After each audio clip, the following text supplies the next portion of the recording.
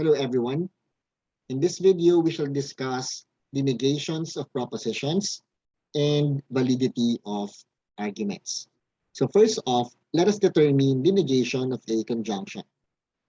A conjunction is written as P caret Q, and this is read as P and Q. So how do we get the negation of this conjunction? So the negation will be written as negation or tilde followed by the conjunction. Now, this negation can be obtained by using the De Morgan's laws.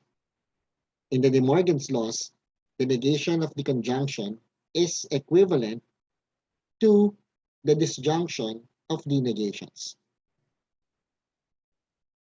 So now, is this really true? Is this always true that the left side of the biconditional and the right side of the biconditional are equivalent? So to verify this, we shall create a truth table. Now, since this proposition has two propositional variables P and Q, our truth table will contain 4 rows. And those 4 rows will have the values true for P and true for Q. Second, we have true for P, false for Q. Third, we have false for P, true for Q. And fourth, we have false for P, false for Q. And then since in this proposition, we have negation of P and negation of Q, we shall negate the column for P and also negate the column for Q. So therefore, for negation of P, we write false, false, true, true. And for negation of Q, we write false, true, false, true. Now, since we assigned already the truth values for the propositions, for the propositional variables, we shall now evaluate the logical operators. So first, we shall evaluate the conjunction P and Q.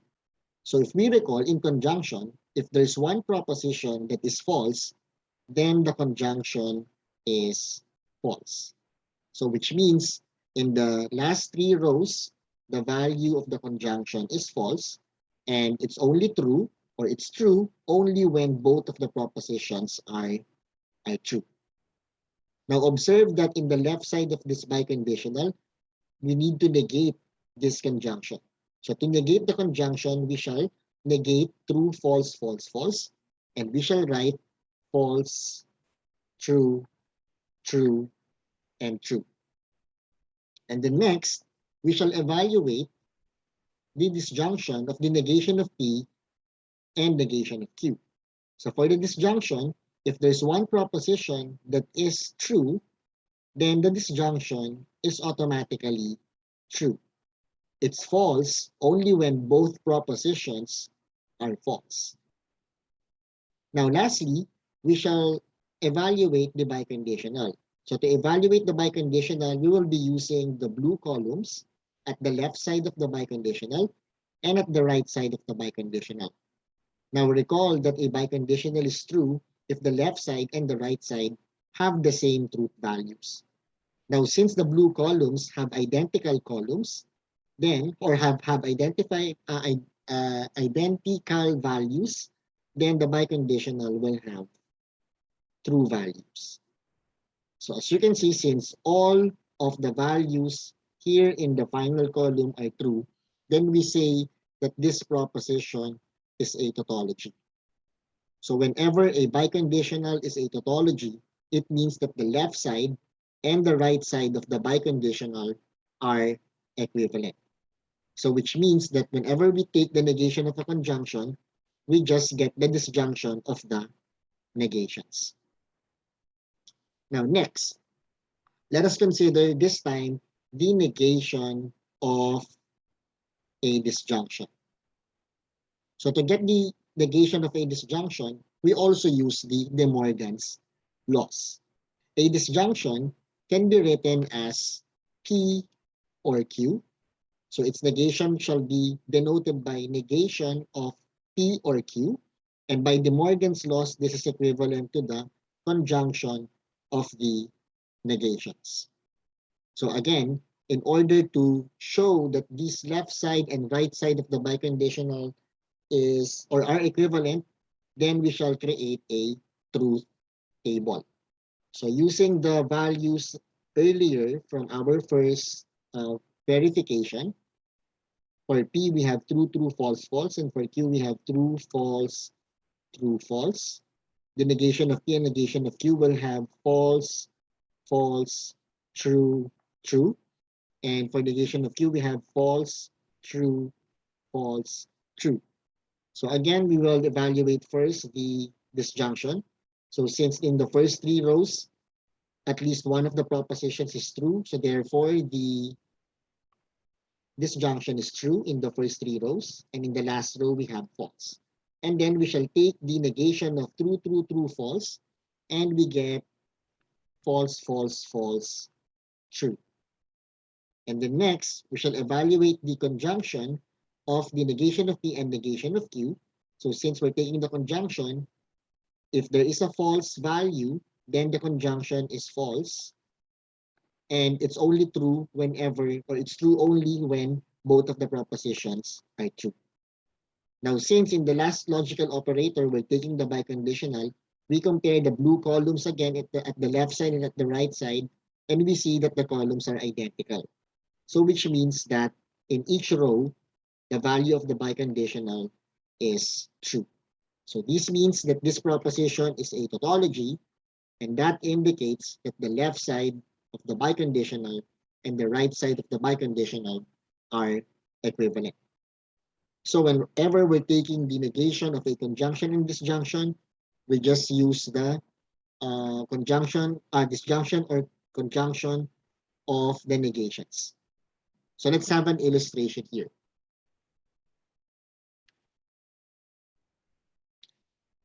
Okay, let us suppose that we have the statement, both pancakes are fluffy and waffles are crunchy. In this statement, we can let pancakes are fluffy as our proposition F. Waffles are crunchy shall be our proposition C. So the symbol for this statement must be F caret C. So it's a conjunction. Now, since we're taking the negation of this statement, we need to get the negation of F and C. And it is written as follows. Now, using De Morgan's laws, this is equivalent to the disjunction of the negations. So which means by De Morgan's laws, we write that as negation of F or negation of C.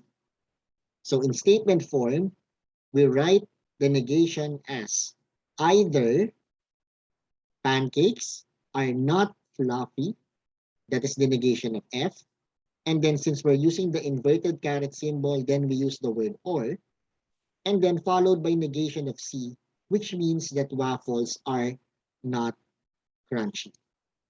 So this is the negation of the statement, both pancakes are fluffy and waffles are crunchy.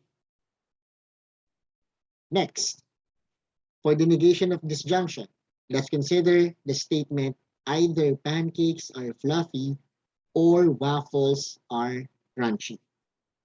So this statement can be written as F inverted caret C, because pancakes are fluffy is our proposition F, waffles are crunchy is our proposition C. And since the connective is or, then we shall use the inverted caret symbol.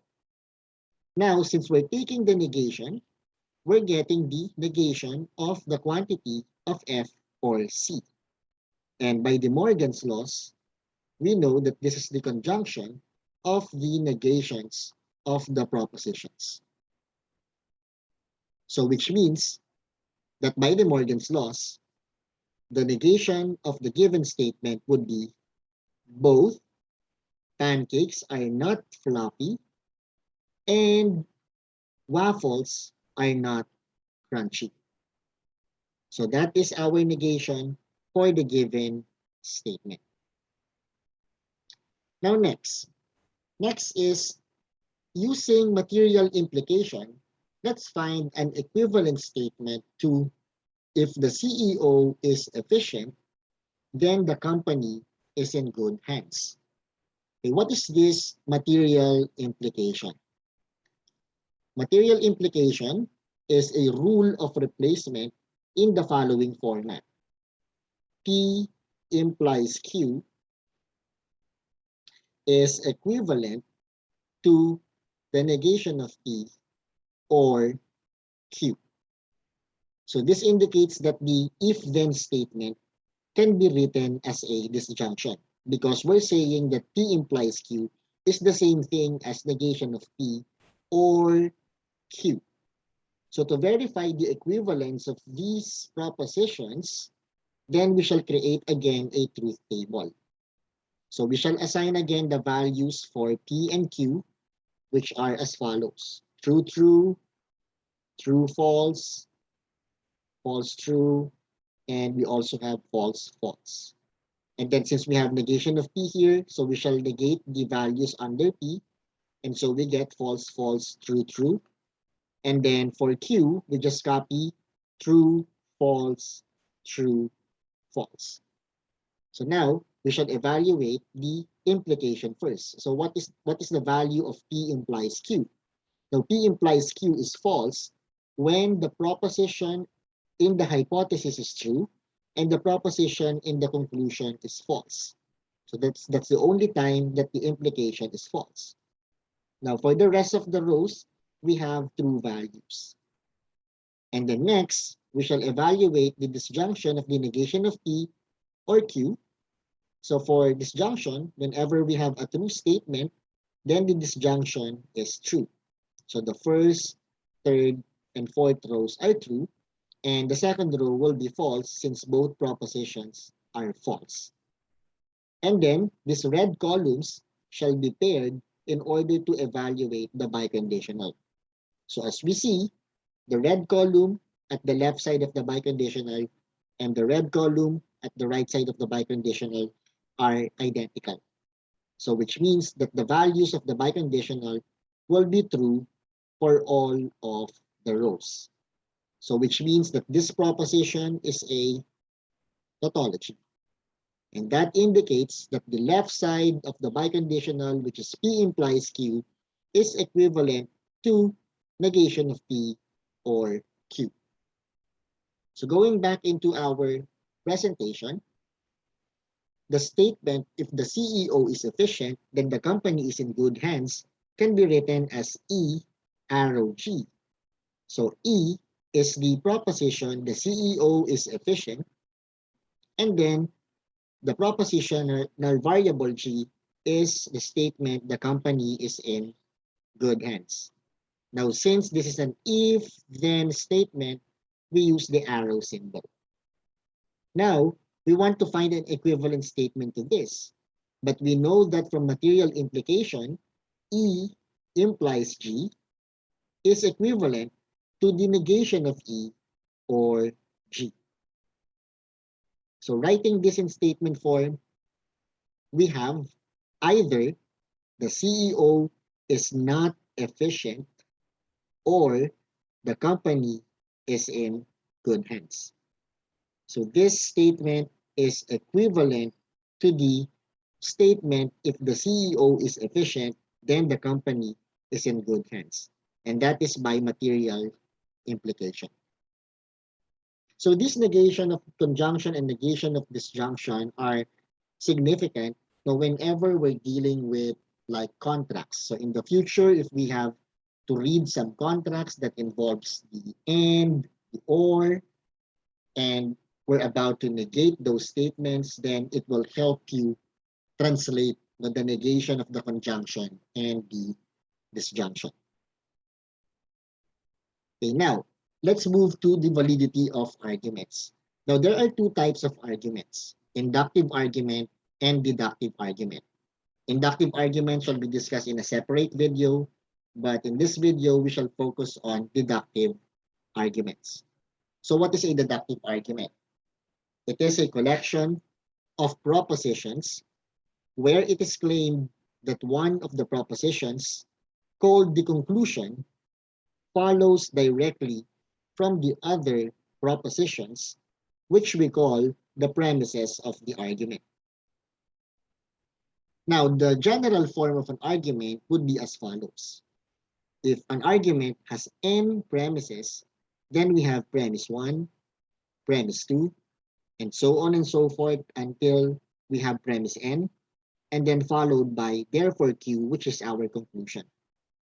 Now, an argument can have a single premise only, so we have premise 1, then therefore the conclusion q. Now, if an argument has two premises, then we have premise 1, premise 2, and then followed by the conclusion q. Now, if the argument has three premises, then we have premise 1, premise 2, premise 3, and then followed by the conclusion q.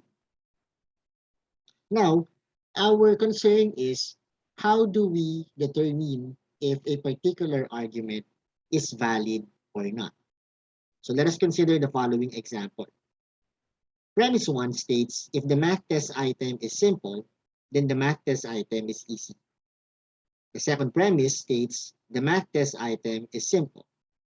And then our conclusion is therefore the math test item is easy. So in this argument, we have two premises and then followed by the conclusion. So this argument is said to be in the statement form since it is in the word, phrase, or sentence form. Now, to prove the validity of this argument, we shall make use of propositional variables.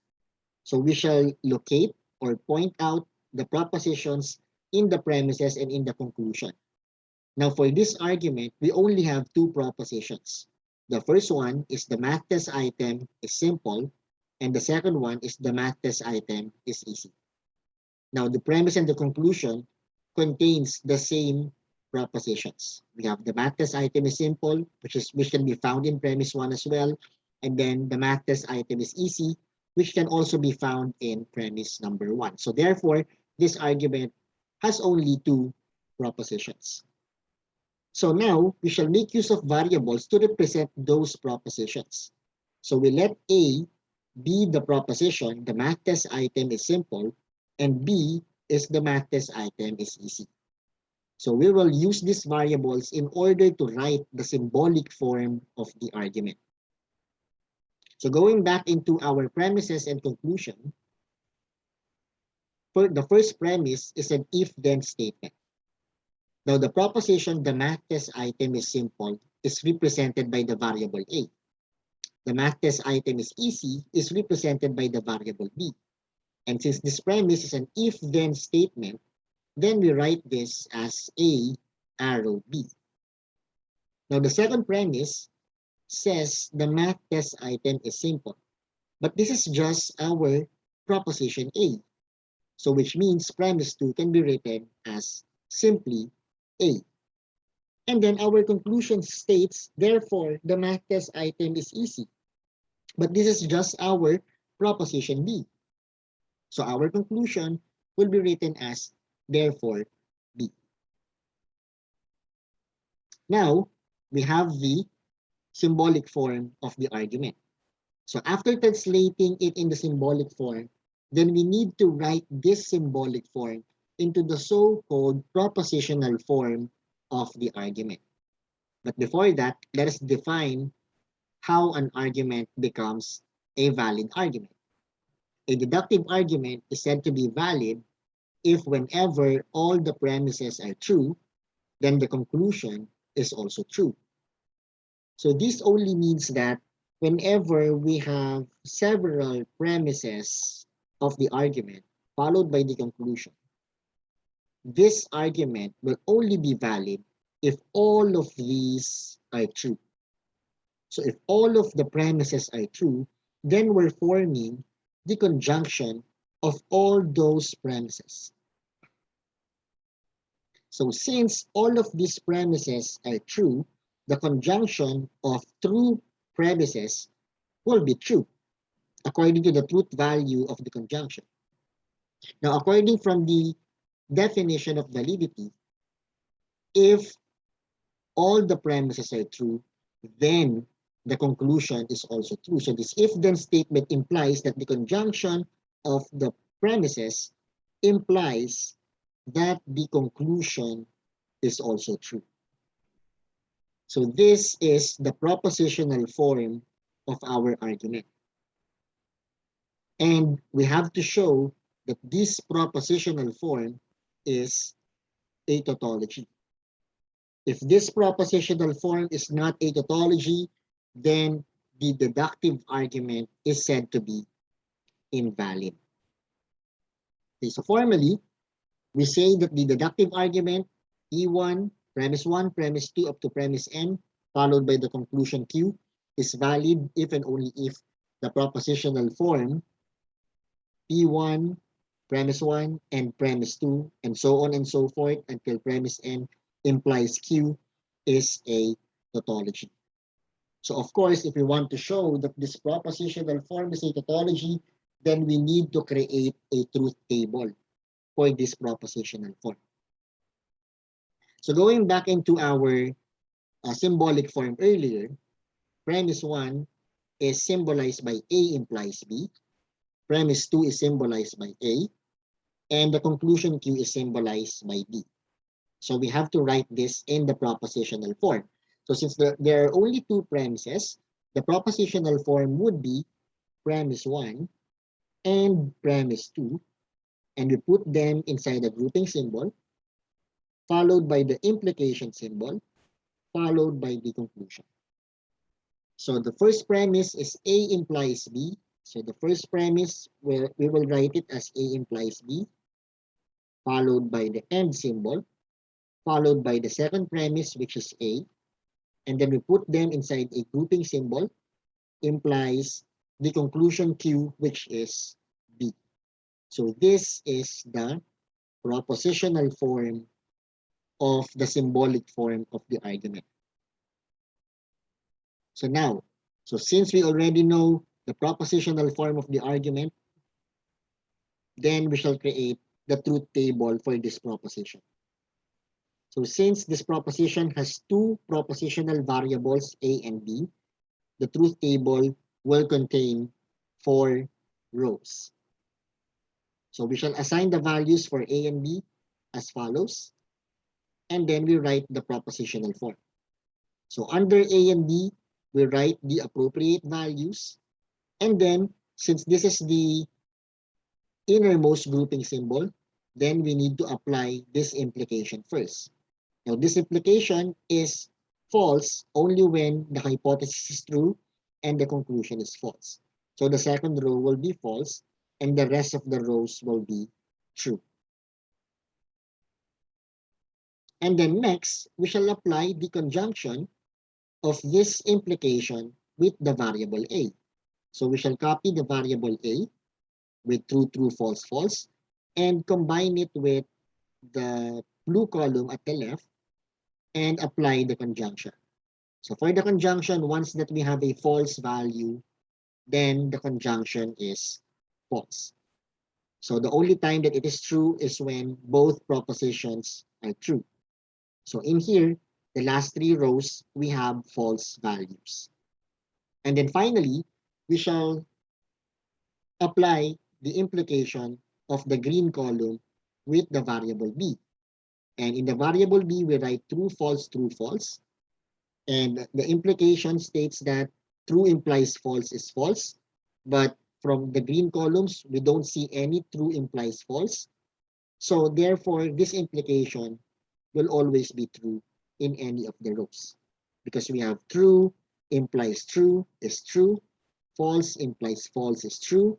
False implies true is true. False implies false is true. Now, since all the rows resulted into a true value, then we say that the propositional form is a tautology.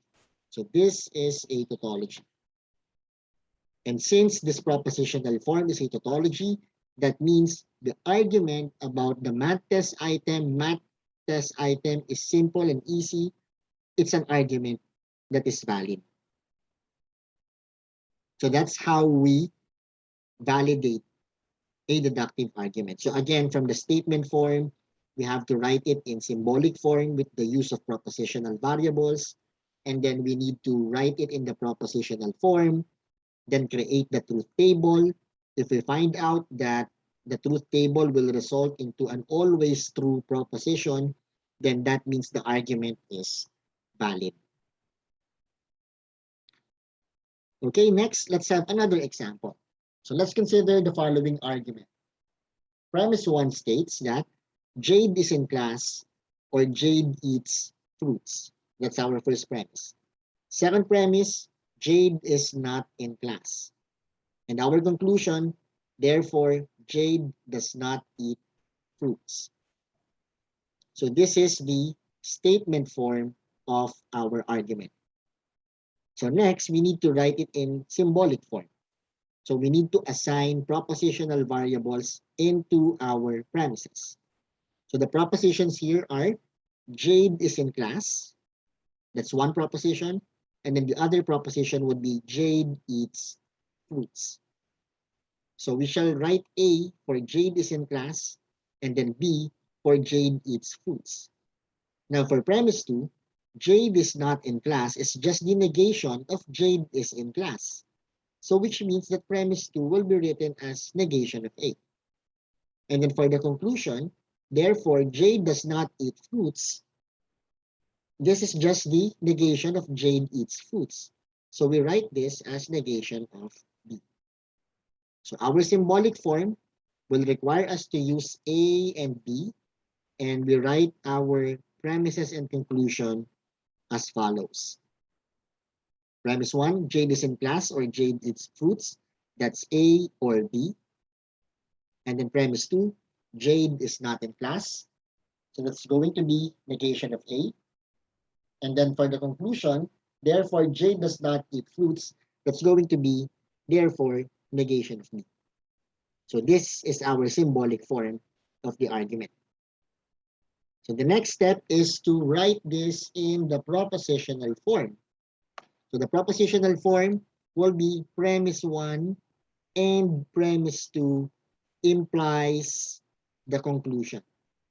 So that's going to be premise 1 and premise 2, and then we put them inside grouping symbols, implies the conclusion Q. So this is the propositional form. So since the propositional form has two variables, then we're going to have 4 rows in the truth table, and then we assign the values for A and B. So first, we need to evaluate A or B. So since in the first 3 rows, we have true values, then the disjunction will be true in the first 3 rows. Recall that the disjunction is false only when both propositions are false. And then next, we need to get the negation of A. So we get the negation of true, true, false, false, and that's going to be false, false, true, true. And then we're going to apply the conjunction of the blue columns. So for the conjunction, if there's a false statement or false value, then the conjunction is false. So we see that in the first, second, and fourth rows, there are false statements. Then the conjunction will be false in those rows. And in the third row, we have a true statement because both of these are true. And then finally, we write the negation of B, and that's going to be false, true, false, true. And then these green columns will be used to apply or evaluate the implication. So as we can see that the green columns are in the third row, the hypothesis is true and the conclusion is false. So true implies false is false. So that's the only time that the implication is false, and then the rest will be true.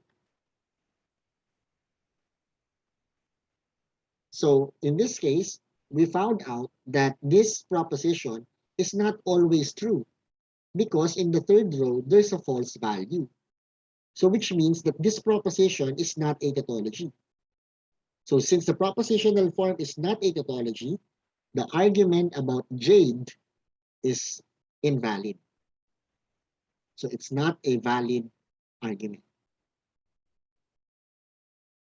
Now, whenever we're proving the validity of arguments using truth tables, The disadvantage is when the propositional form has a lot of propositional variables.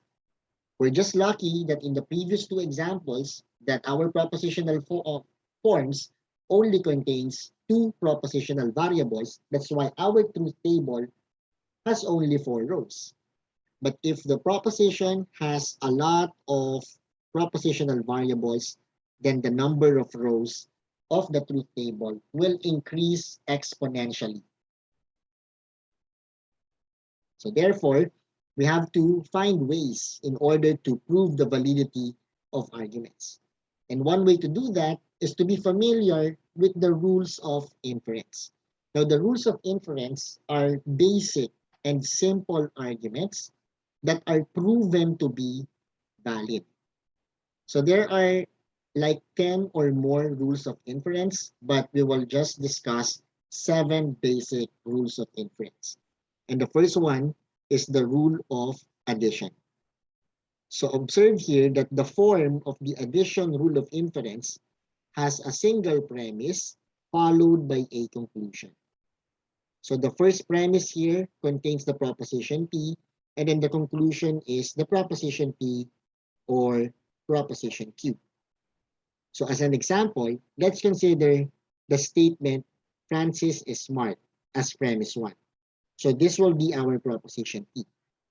Now, by the addition rule of inference, we can conclude that Francis is smart or pancakes are yummy. Now, according from the addition rule of inference, this argument is a valid argument. So even if Francis being smart is not really related to pancakes being yummy, but since in logic, using this addition rule, this argument is still a valid argument. You can verify the validity of the argument by writing the propositional form of this one. So since the premise, since we only have a single premise, then the propositional form will be premise 1, which is P, implies the conclusion P or Q. So if we're going to assign the values for P and the values for Q, the truth table of the propositional form here is a tautology. So first we apply P or Q. So that's going to be true, true, true, false. And then this column and this column will be combined using this implication. So true implies true is true. True implies true is true. False implies true is true. False implies false is also true. So this shows that the propositional form of the addition rule of inference is a tautology. So that means the addition rule of inference is a valid rule or a valid argument. So another example for this addition rule is, let's say premise 1, Francis is smart. Therefore, Francis is smart or today is sunny. So you can actually add a proposition, a random proposition that is not related to Francis being smart. Your argument is still a valid argument. Now, for the second rule of inference, we have the simplification rule. The simplification form is the premise is P and Q. And then therefore, P. So in this argument or in this rule of inference, we can just drop 1 between P and Q. So if we have a statement that is a conjunction, you can drop one of the propositions, and then the remaining proposition will be the only conclusion. So this simplification can also be P and Q, therefore Q. So this is also another way of writing the simplification rule of inference. Okay, so let's have an example. Premise 1, Mark passed the board exam. That's the proposition P. And so that's why we have the caret symbol. Mark went to have a vacation. That's our proposition Q. So according from the simplification rule of inference, a valid conclusion to this premise would be, therefore, P, which is Mark passed the board exam. So therefore, Mark passed the board exam. Now also, you can conclude, instead of concluding P, we can conclude Q. So instead of Mark passed the board exam in the conclusion, we can also write, therefore, Mark went to have a vacation. So that's also valid by the simplification rule of inference. Now, the third rule of inference is the conjunction. The conjunction has two premises. Premise 1, which is P, premise 2, which is Q. And then our conclusion is just the conjunction of those two premises. So for instance, premise 1, Eunice is beautiful. That's going to be our proposition P. Premise 2, Eunice is full of elegance. That's going to be our proposition Q. Now, using the conjunction rule of inference, we can combine these two propositions or two premises, and we conclude that therefore Eunice is beautiful and Eunice is full of elegance. That's P and Q. So this argument is a valid argument by the conjunction rule of inference. Now the fourth rule of inference is modus ponens. Modus ponens also has two premises. The first premise is an implication. The second premise is the hypothesis of the implication. And then our conclusion is the conclusion of the implication. So for example, premise 1 states if Jet gets at least 60 points, then Jet passes the test. The proposition Jet gets at least 60 points is P. The proposition Jet passes the test is Q. So since this is an if-then statement, we're using the single arrow symbol. So that satisfies the first premise of the modus ponens. And then second premise states Jet gets at least 60 points. And that's our proposition P. So which satisfies the second premise of modus ponens. So what will be the appropriate conclusion to this? According to modus ponens, our conclusion must be Q. And the statement Q is Jet passes the test. So our conclusion would be, therefore, Jet passes the test. And this argument is valid according to the modus ponens rule of inference. Now the fifth one is modus tollens. Modus tollens is similar to modus ponens. Its first premise is an if-then statement. However, its second premise is the negation of the conclusion of the implication. So if this is our second premise, then our conclusion would be the negation of the hypothesis of the implication. So therefore, negation of P. So for example, if premise 1 states if Jet gets at least 60 points, then Jet passes the test. So this is our P, and Jet passes the test is our Q. And since it's an if-then statement, we use the single arrow symbol. Now our second premise states Jet fails the test. Jet failing the test is the negation of Jet passing the test. So that's going to be the negation of Q. And since both premises satisfy the form of modus tollens, then the appropriate conclusion must be the negation of P, which is Jet does not get at least 60 points, or Jet gets only less than 60 points. So our conclusion would be, therefore, Jet gets less than 60 points. So our sixth rule of inference is the disjunctive syllogism. The disjunctive syllogism also has two premises. The first premise is a disjunction or. The second premise is the negation of one of the propositional variables of the disjunction. And then the conclusion is just Q. So for example, if premise 1 states the food is tasty or the drink is cold, the food is tasty is proposition P, the drink is cold is proposition Q. Now, since we have the connective or, then this is a disjunction P or Q. Now, the second premise, the food is not tasty, is just the negation of the food is tasty. So that is the negation of P. So the two premises here satisfy the conditions or satisfy the premises for disjunctive syllogism. So what is our conclusion? So our conclusion must be Q, which is the drink is cold. So conclusion, therefore, the drink is cold. So this argument is valid according from the disjunctive syllogism.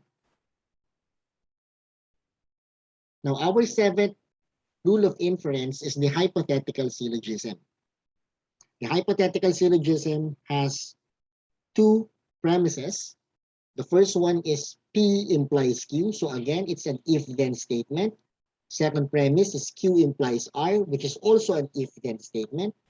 And our conclusion is P implies R, which is also an if-then statement. So for instance, premise 1 states if the food is hot, this is going to be our proposition P, then the water is clear, which is our proposition Q. And then premise 2, if the water is clear, then today is sunny. So water is clear, that's Q. Today is sunny, that's a different proposition, so we use a different variable, let's say R. Now, this follows the form P implies Q and Q implies R of the premises of hypothetical syllogism. So using this rule, the appropriate conclusion would be, therefore, if the food is hot, which is P, then today is sunny, which is R. And that's going to be P implies R. So these are the 7 basic rules of inference, and all of them are simple arguments that are proven to be valid using the truth table. So you can actually write those or write all these rules of inference in propositional form and then create the truth table, and then you have to show that the final column is the final column will contain all true values, which indicates that the propositional form is a tautology. So if all of them are tautology, then that means that these rules of inference are really valid. Now, finally, for this discussion, let's consider the following argument. If JC is intelligent, then JC is an honor student. That's our first premise. JC is not an honor student and stubborn. That's our second premise. If JC is stubborn, then JC is intelligent. That's our third premise. Either JC is stubborn or responsible. That's our fourth and last premise. Therefore, JC is responsible. This is our conclusion. So this is the statement form of the argument. So how do we validate this argument? So we shall symbolize all the propositions here using a propositional variable.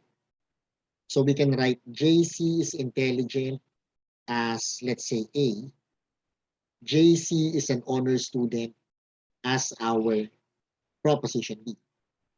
Now, JC is not an honor student means that it is negation of B. And JC is stubborn, that's another proposition, so we write it as C. Now, if JC is stubborn, so this is C, then JC is intelligent, and that is A, according from our symbols used earlier. And then either JC is stubborn, which is C, or JC is responsible, and this is another proposition, which is D. And therefore, JC is responsible, which is D. So the symbolic form of this argument would be, first premise, A implies B, because it's an if-then statement. Second premise, negation of B, and C. And then third premise, if JC is stubborn, which is C, then JC is intelligent, which is A. And since it's an if-then statement, it's going to be an implication or a single arrow.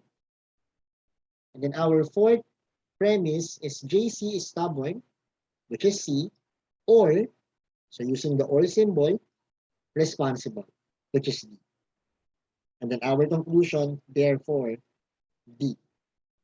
Now observe that this argument has four premises and a conclusion. And from these premises and conclusion, there are four propositional variables, A, B, C, and D. So if we're going to use truth tables to prove the validity of this argument, the proof will have 16 rows. And the propositional form of the following would be premise 1 and premise 2. And then we put it inside parentheses, or we put them inside parentheses, and then followed by and premise 3. And then we put all of these again in another grouping, and then followed by premise 4, C or D. And then we put them again inside grouping symbols, and then followed by implies the conclusion P. So this whole thing is the propositional form of this argument.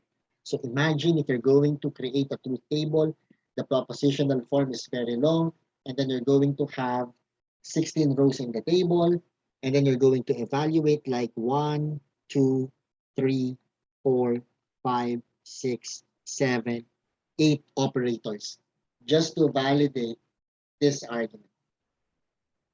So in order to avoid using of truth tables to validate this argument, we can make use of the rules of inference. So we start with the first four. We start with the first four premises and then followed by the conclusion. So again, JC is intelligent. That's A implies B. And then here we have negation of B and C. And then here we have C implies A. And then either JC is stubborn or responsible. This is C or D. And then we have therefore D. So in order to avoid the truth tables, we can just make use of the rules of inferences by finding some premises here where we can apply the rules of inference. So let's take a look at the next statement here. So the proof now will start here. So fifth statement will be a statement that will come from one or some of the first four or the original premises of the argument. So number 5 here states if JC is stubborn, then JC is an honor student. If we're going to symbolize this statement, this is symbolized as C implies B. So how come that we obtained C implies B? So where will this come from? So if you notice, if we use premise number 3 and premise number 1, and using hypothetical syllogism, we have C implies A, and then followed by A implies B. So using hypothetical syllogism, we can conclude now that therefore C implies B.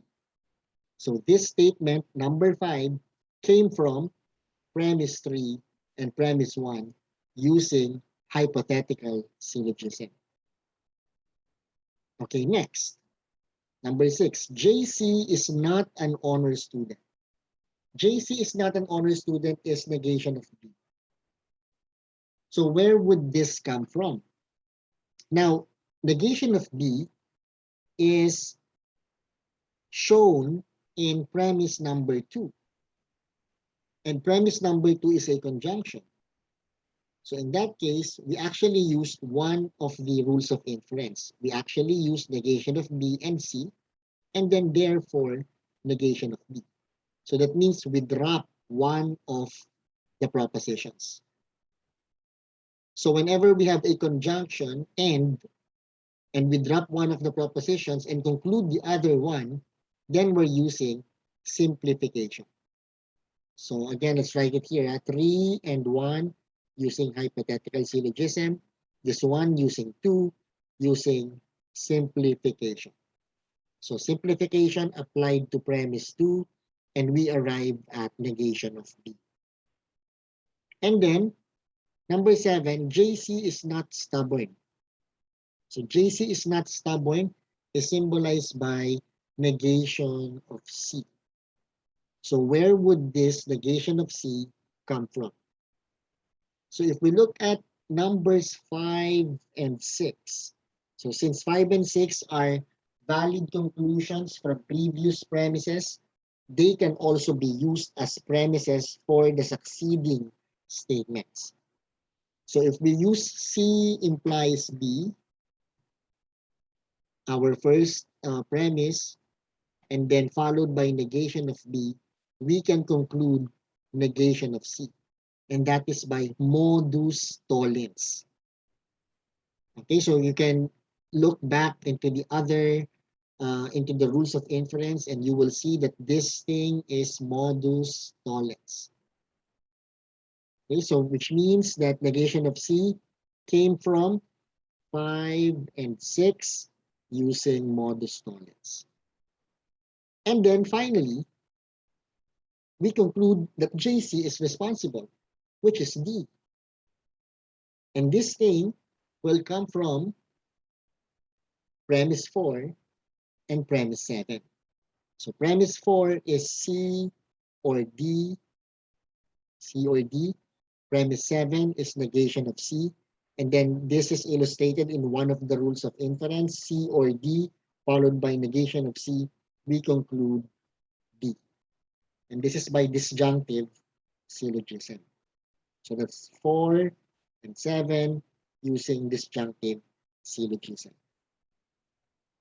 So other than the truth table, we can make use of the rules of inference. We can manipulate the premises of the argument in order to arrive at the conclusion logically through the use of the rules of inference. So this ends our discussion of negations, of propositions, and validity of arguments. Thank you for listening.